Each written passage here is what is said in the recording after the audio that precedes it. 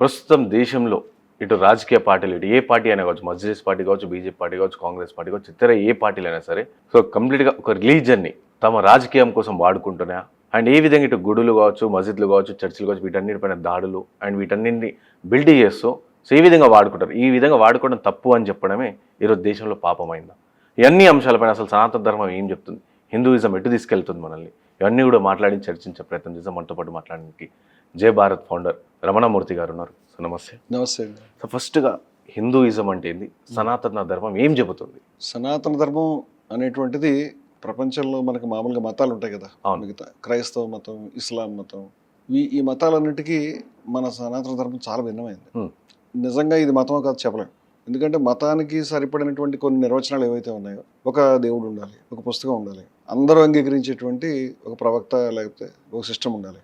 ఇవి లేవు హిందూ మతానికి. హిందూ మతంలో అందరూ అంగీకరించేటువంటి ఒక పుస్తకం కానీ, అందరూ అంగీకరించేటువంటి ఒకే ఒక దైవం కానీ, అందరూ అంగీకరించేటువంటి ఒక పద్ధతి కానీ మనకు లేవు. అంటే ప్రతిదానికి కూడా భిన్నమైనటువంటి అనేక శేకోపశేఖలుగా మనం విస్తరించాం. వేదము మనకు ప్రధానమే, అవైదిక సాంప్రదాయాలు ప్రధానమే. అవైదిక సాంప్రదాయాల మహోన్నతమైన సంగమం మనది. ఇది చాలా ఆశ్చర్యమైనటువంటి పద్ధతి. ప్రపంచంలోని ఈ నిర్వచనాలతో మనం ధర్మాన్ని మనం చెప్పలేం. అంటే ఎందుకు లేదు సార్, అంటే వేరే దానికి లెట్ మీ కంప్లీట్. ఇలా లేకపోవటం అనేది అదేమి లోపం కాదు, అది చాలా గొప్ప విషయం. ఈ విషయాన్ని మేము అర్థం చేసుకున్నాం కాబట్టి, హిందూ మతంలో బహుళత్వం అనేది ప్రధానమైనటువంటి విషయంగా ఉంది కాబట్టి మేము Hindus for plurality and equality, plurality అంటే బహుళత్వం, ఈక్వాలిటీ అంటే సమానత్వం, ఈ రెండు హిందూ మతానికి ప్రాణప్రదమైన అంశాలు. ఈ ప్లూరలిటీ తీసేసి, అంటే అన్ని శాఖల్ని, అన్ని పద్ధతులు, వ్యవహారాలు తీసేసి అన్ని ఒకే విధంగా చేద్దామని ప్రయత్నం చేస్తే హిందూ మతం చనిపోతుంది. అంటే దాని ప్రాణ లక్షణం అది. ఇది మా అభిప్రాయం. ఎవరైనా హిందూ మతాన్ని సక్రమంగా అర్థం చేసుకోవాలి అదే చెప్తారు. దానికి హిందూ మతం అన్నా, సనాతన ధర్మం అన్నా, పేరు ఒకటే హిందూ ధర్మం అన్నా, ఏదైనా ఒకటే విషయాన్ని మనం చెప్తున్నాం. సో హిందూ మతం ప్రపంచంలో లేని విధంగా ఏం చెప్తుంటే, ప్రపంచంలో ప్రతి మతం ఒక దేవుడు, ఆ దేవుడికి మనం విధేయులుగా ఉండడం, లేదా ఆయనకు భయపడుతూ ఉండడం, ఆయన స్వర్గాలు నరకాలు ఉండడం. హిందూ ధర్మం అక్కడ ఆగలేదు. హిందూ ధర్మం ఆ దైవం ఎక్కడున్నాడని అన్వేషించి, ఈశావాస్యమిదం సర్వం యత్కించిత్ జగత్యాం జగత్, సర్వ జగత్తు సమస్తము ఈశ్వరమయమే అని అర్థం చేసుకుంది. తత్వమసి, అది నువ్వే. ఏదైతే అక్షరతత్వం ఉందో అది నువ్వే అని చెప్తూ ఉంది ప్రతి మనిషికి కూడా.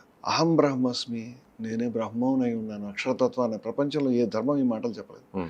ఈ హిందూ మతం మనిషిని దైవానికి విధేయంగా ఉండమని మాత్రమే కాదు, మనిషిని దైవత్వాన్ని అందుకుని దైవం కాగలగటం, దైవాన్ని సాక్షాత్కరించుకోవడానికి కూడా దారి చూపిస్తాం. ఇది హిందూ మతం యొక్క విశిష్టత.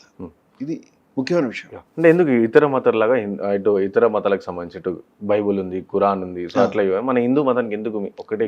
అది ప్రతి ధర్మానికి, ప్రతి పద్ధతి కూడా అది ఫార్మేషన్లో, అది ఏర్పడుతున్నటువంటి క్రమంలో ఉండేటువంటి అనేక కారణాలు దీనికి కారణమవుతాయి. ఇప్పుడు అబ్రహామిక్ రిలీజియన్స్ మనకు అన్ని చెప్పేది యూదు మతం ప్రధానంగా. యూదు మతం నుంచి ఒక కొమ్మలాగా క్రైస్తవ మతం, ఇంకో కొమ్మలాగా ఇస్లాం వచ్చినాయి. వీటన్నిటికీ మూలం ఒకటే.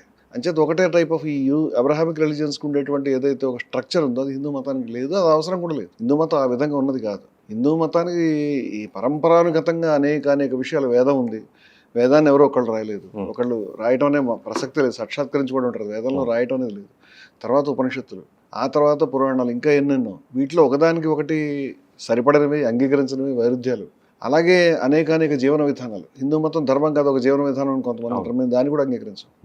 హిందూ మతం ఒక జీవన విధానం కాదు, పలు జీవన విధానాల సహజీవన వ్యవస్థ. అనేక జీవన విధానాలు ఉన్నాయి, అవన్నీ ఒకదానితో ఒకటి ఆదాన ప్రదానం ఇచ్చిపుచ్చుకుంటున్నాయి. ఈ బహుళత్వాన్ని మనం అంగీకరించలేకపోతే కనుక, నువ్వెందుకు ఆయన్ని పూజించలేదు, నువ్వెందుకు ఈ రకంగా అడ్డం బొట్లు పెట్టుకోలేదు, నువ్వెందుకు రాముడిని ఒప్పుకోవట్లేదు అని ఇలా క్వశ్చన్లు వేస్తాం. వాస్తవంగా చెప్పాలంటే హిందూ మతంలో ఏది ఒక సెంట్రల్ ప్రిన్సిపల్ కాదు. రాముడిని పూజించే వాళ్ళు హిందూ మతంలో అత్యంత ప్రధానం. కానీ రాముడిని పూజించడం మాత్రమే షరతు అంటే చాలామంది అవుట్ అయిపోతారు. అలాగే పూజించడం తప్పనిసరి అంటే చాలామంది అవుట్ అయిపోతారు.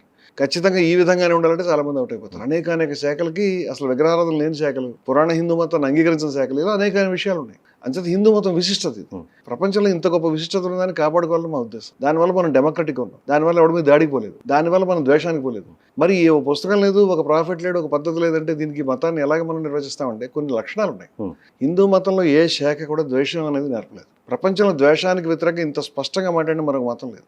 మనం కొన్ని లక్షణాలను కనుక గుర్తిస్తే, నిర్మోహత్వం, ద్వేషరాహిత్యం, కరుణ, అలాగే సమానత్వం, అలాగే ఇంకా అనేక లక్షణాలు, నిష్కామకర్మ, ఇలాంటి అనేక లక్షణాలు హిందూ మతంలో మనం కనిపిస్తాయి. ఇవి దాదాపుగా హిందూ శాఖలన్నీ వాటి పద్ధతులు ఇవే విషయాలు చెప్తూ ఉంటాయి.